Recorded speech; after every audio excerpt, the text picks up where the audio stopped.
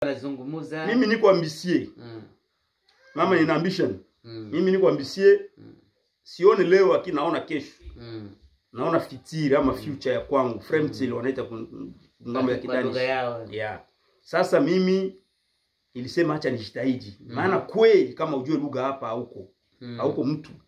Watakukamata kama tu watu tunaita nyumbani wa analphabet. Inakuwa kama ni wewe mtu maana huko tu ena bruti. Unajua hautafanya chochote. Ukienda kwa mungange na faongea lugha yao. Tena tuna shida sisi wote tunaongea francais. Hapa francais ni nyama ya tembo. Sasa hapa wapendi wasikie hata kidogo. Na Indiani sana na Kidanish. Indiani. Sasa hapa ilibidi nisome. Ndio maana nilipofika nilichukua miaka miwili kwenye school ama lugha masomo ya lugha. Kisha hapo nikaenda kusoma masomo ya chuo ingine kwenye VUC. Kutoka VUC nikaenda tena kusoma tena ingine masomo ya juu kwenye EBC ama business. Kutoka hapo tena njoo nikaenda kuingine shule mingi ama experience. Hiyo miaka 8 ninayo hapa pasta na hiyo miaka 8 yote mimi ninaenda shule usiku na mchana. Kwa hivyo namaanisha kuna hiyo faida ijapokuwa hiyo roho kutu, ijapokuwa hiyo lugha kuwa ngumu. Lakini mtu akija hapa kuna ule urahisi wa kusoma. Hiyo ndio maana kwenye kunapo kibaya kuna kizuri. Kweli kwa ngambo ya kusoma hawa jamani wazuri sana. Kwa ngambo ya kutunzwa kwa mganga ama kwenye hospitali matibabu hawa jamani wazuri. Kweli hapo kabisa na watupia maua. Na ile kusoma yangu sio kusoma tu kwa ajili ya advantage ya hii mwingine ni kwa ajili ya avenir ya kwangu. Maana kesho naweza rudi nyumbani. Unajiendeleza kwanza. Unajiendeleza kwanza, sipendi nirudi nyumbani nianze tumikisha watu na sio na watumikisha nini. Hata kwenye French wanasema wewe l'on enseigne ce que l'on sait et l'on éduque ce que l'on est. Mimi ni pedagogue ama ni mwalimu. On donne que c'est qu'on a. On sait qu'on a. Parce kama hauna kitu hauwezi kupana na hauwezi kumfundisha mtu kitu kenye wewe mwenyewe hujui. Sasa ilibidi sisi tukijue ili twende kesho kuendelesha nyumbani. Kwa wale ambao wangetaka kuja labda Denmark au labda ni mkimbizi pia yuko kambini. Najua mara nyingi mtu akiwa amekaa kambini kwa muda mrefu wengi huwa hawapendi akipewa tu nafasi hivi hafikiriagi mara mbili. Ulaya ni Ulaya tu. Unaweza kuambiaje mtu ambaye labda ako na chance ya kupewa nchi hii ya mara kwanza au akapewa nchi nyingine, unaweza kuwashauriaje wale ambao wanataka kuja huku na pia wanaweza kuzingatia mambo gani mbele ya kukuja? Mimi nikiwaza ya muhimu kwanza, kama kweli umejitahidi ama umejitolea umesema maisha ya kwetu unaona inakuwa magumu na unaomba Mwenyezi Mungu akujalie neema, usitafute nchi. Hiyo nchi yoyote utapata, uende tu. Kwa kwenda maana kila mtu ana ambisio za kwake. Lakini ukipata bahati nzuri ya kufika hapa kwenye tuko hapa Denmark, inabidi kwanza ukuye unatulia. Ule uvuguvugu tulikuwa na nyumbani uache, maana hapa hakuna wavuguvugu. Hapa watu wote wanatulia. Hiyo ndio ya kwanza.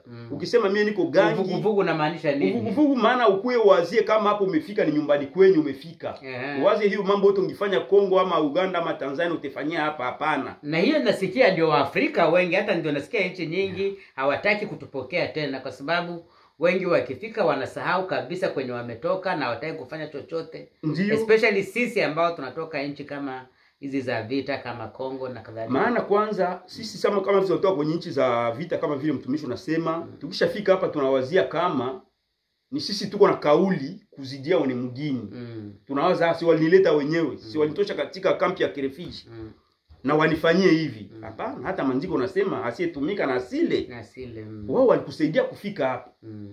Kisha kesho wanakuorientea wanakuambia kuna masomo na kuna kazi. Ukipenda shule kamata shule, ukipenda kazi kamata kazi. Sasa kama uko mtu na akili ama una umri wa miaka fulani unasema hapa ya muhimu nitakamata kwanza shule, maana hiyo shule kesho itakupa kazi. Lakini kazi kesho haitakupa shule. Lakini kama wewe uliona ndio kazi ndio ya muhimu kupitia na nia yako mwenyewe, hapa hawakuzibii kwa ile moya. Itakuwa ingine magumu. Maana hiyo hata hiyo kazi uitumike inabidi ujue lugha. Ndio maana ya muhimu kwanza ni shule kisha unatumika. Na ukitumika utumike lakini uheshimu shurti za kazi. Lakini sasa hapa hiyo kwa mshahara wanakata 38%. ya salaire yako, ndio wanaita tax. Maana kama unapokea kwa mfano tuseme unapokea 2,000 ya dollar, maana unakamata hiyo 2,000 una multiplier par 100, on divise par 38. Una multiplier par 38, on divise par 100. Au multiplier par 4 kwa rais. Una divise par 100. Hiyo maana ni $800. Yeah. Bana ku 2000 wanakata $800. Wanakukata. Sasa pale utalalamika tu ya kwanza, maana hapa nililia bila kwa wananiambia jameni, tuliambia hapana, pesa zangu. Wananiambia ilibakia tu kidogo, waniulize kama nilikiana pesa zangu Kongo. Wakanifasilia wakasema kwa hizo njoo zenye wanatengeneza hizo barabara, hizo njoo wanakulipia nazo shule ya bure, hizo nazo njoo zinakutunzisha kwa hospitali, hizo pesa wanazikata, lakini pia mnazipata baadaye. Ndio maana turi ya kwanza tulifika, kwanza tuliona kama ni impossible, lakini mwisho tulikubali. Maana sasa nilienda shuleni ya kwanza masomo ya lugha, siku moja niliumizwa na tumbo. Maana ilifika kuchanger regime alimentaire. Sasa mambo moya haikunifurahisha kwenye tumbo langu. Kisha sasa sikuendaka shule. Kumbe ilibidi kama siende shule nipige simu.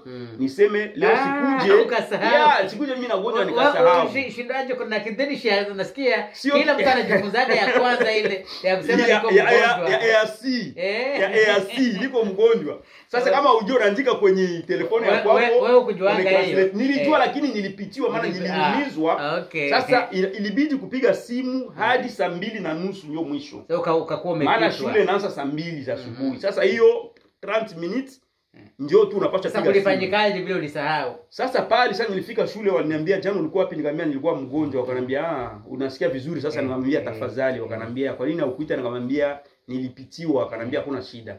Lakini nyingine sikukumbuka ita. Nikasema okay, nikawaza mambo yanaisha. Mwisho wa mwezi. Sasa mwisho wa mwezi nilipaswa pata hela za kwangu mtumishi. Naona kukosa shule siku tu moja.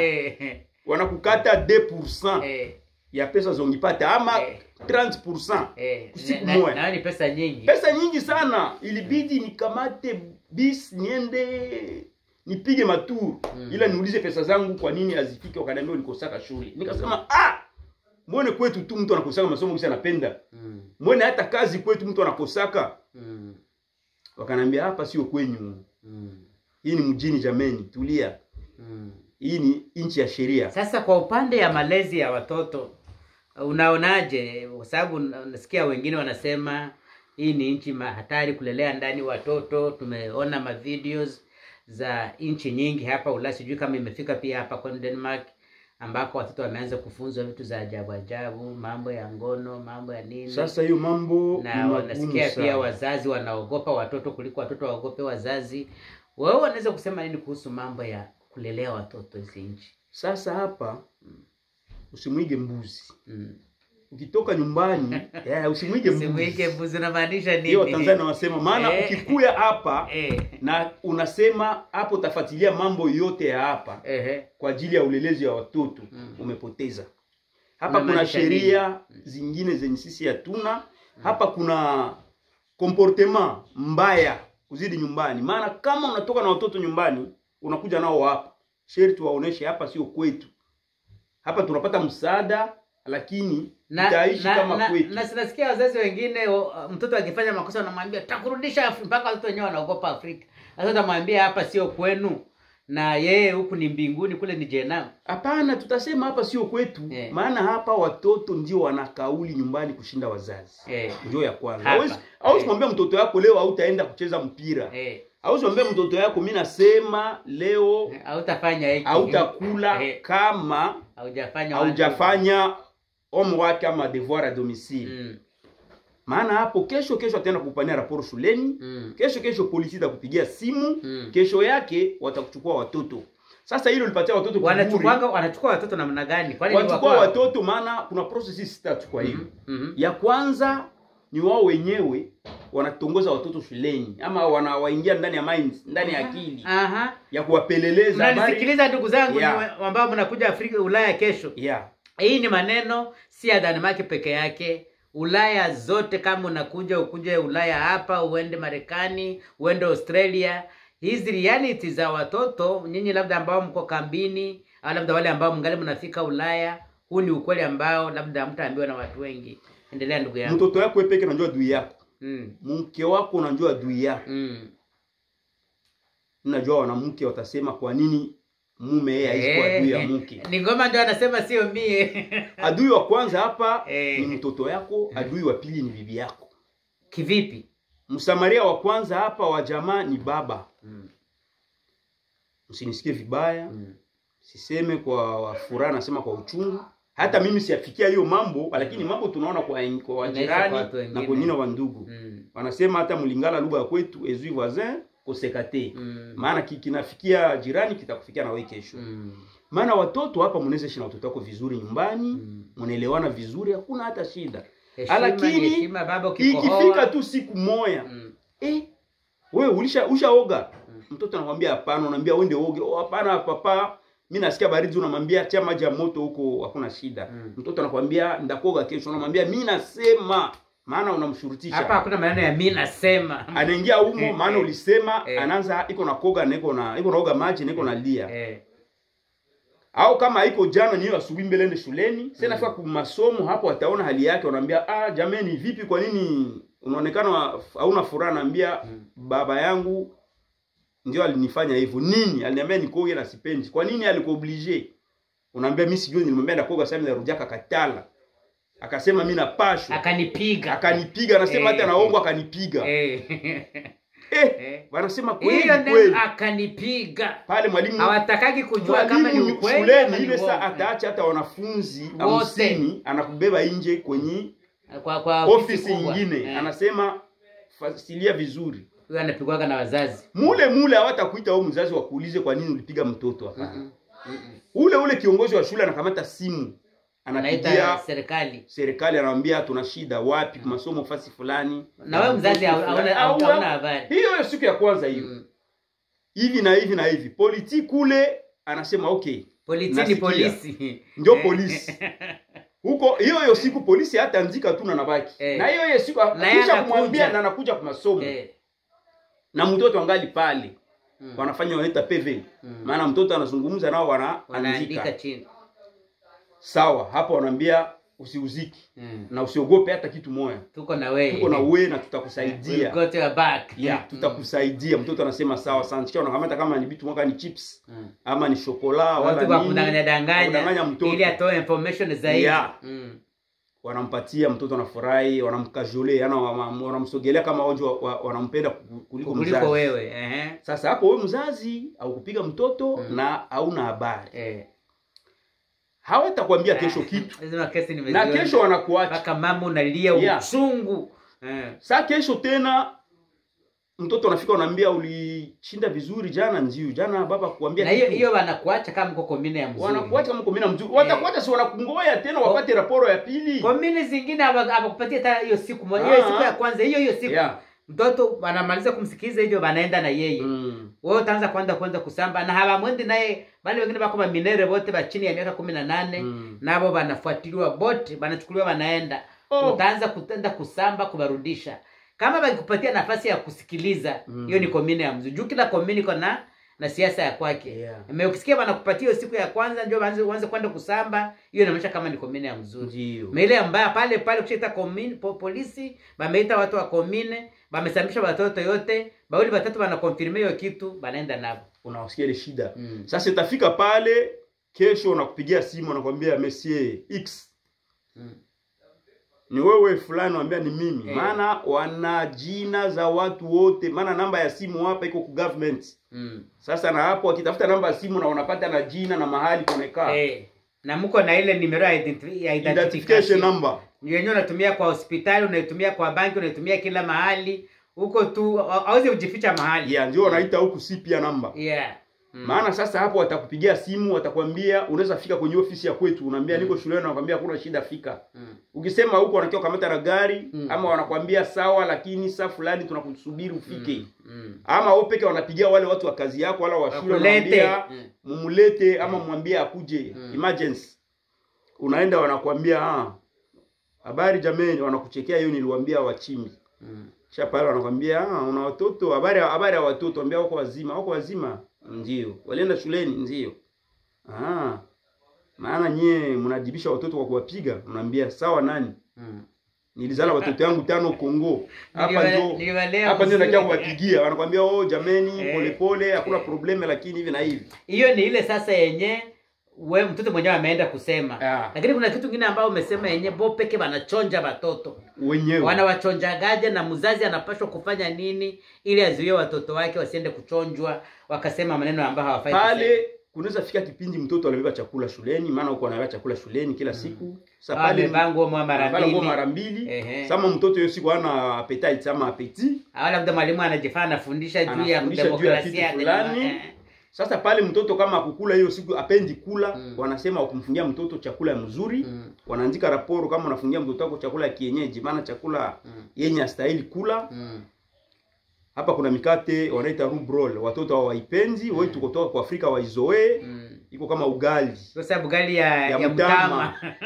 Sasa kama ikule wanaonesha hiyo njoo mkate mzuri, ndio chakula yao ya asilia. Ndio chakula yao mesio yetu.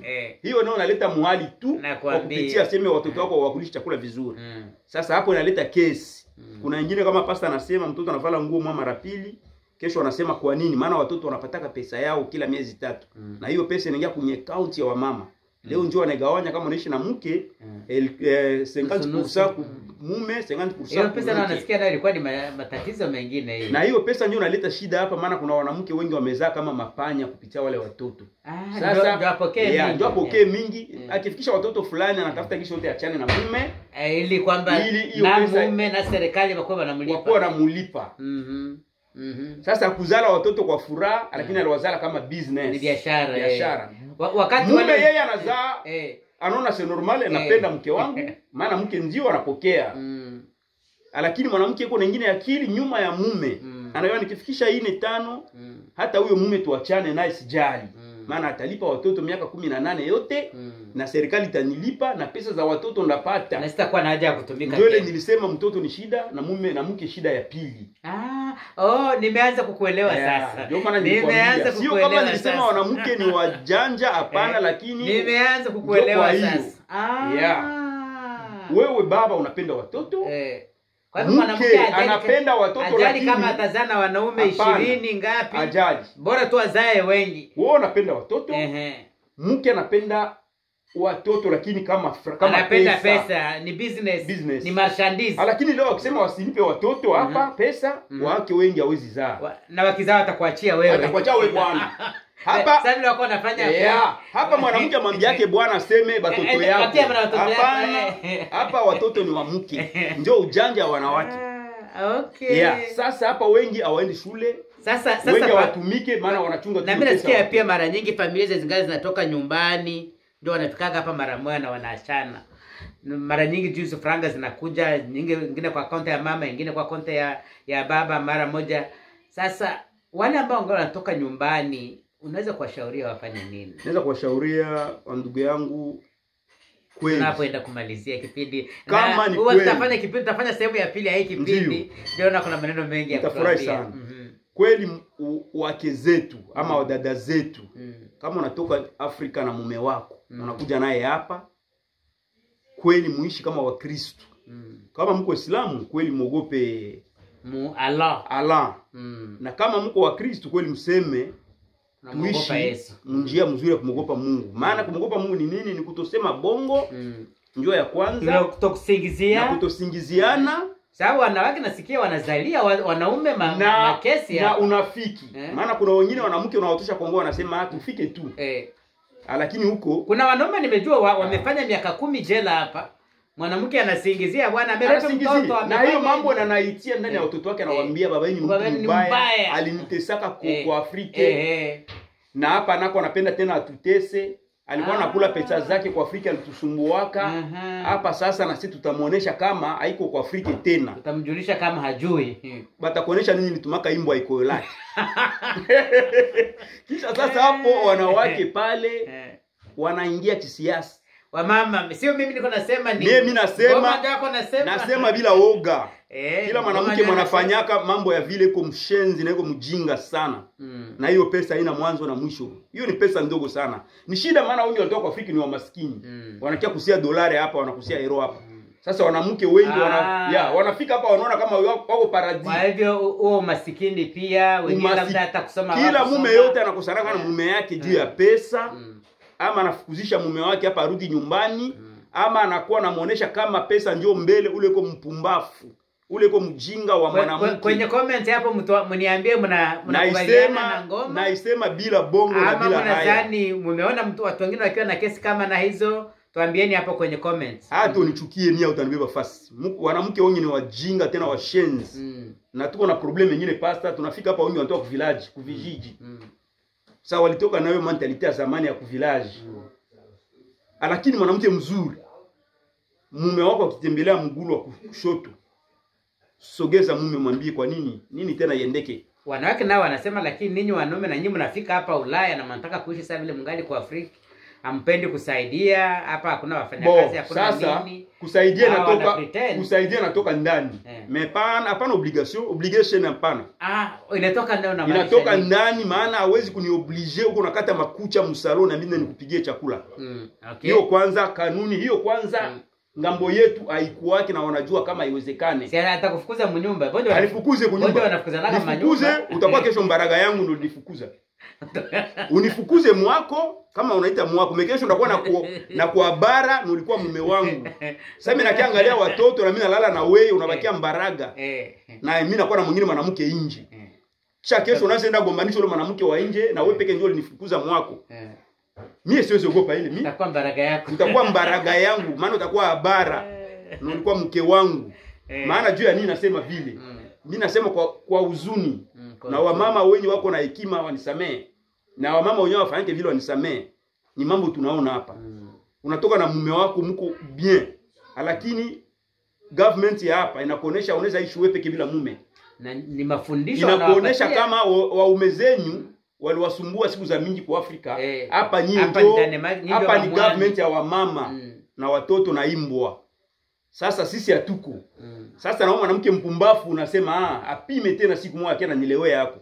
Apime siku moja tena mnyumba anitukane. Apime tena siku moja mnyumba. Maana acha kwambia upime. Sio kusema Mungu. Mama mwingine alikuwa anambia bwanake sichagua kunyoa au kusuka au kunyoa au kunyoa. Sasa hiyo ni mambo gani? Sasa ni maisha gani? Kwa nini? Maana wewe sasa unaenda ongea abandi ongea mvikundi wa wanawake. Abozungumzake mambo ya maana. Wanasema mimi ndamkomesha. Ndamuonesha kama paiko kwetu. Ndamuonesha ba mingi benye balisha achana wanao nao wanapenda kusukuma hao wengine nao waishi kama wao. Hiyo njoo kweli. Maana tomate nzuri kitanda ndani ya kuoza kitanda ndani ya nzuri yote zinaharibika.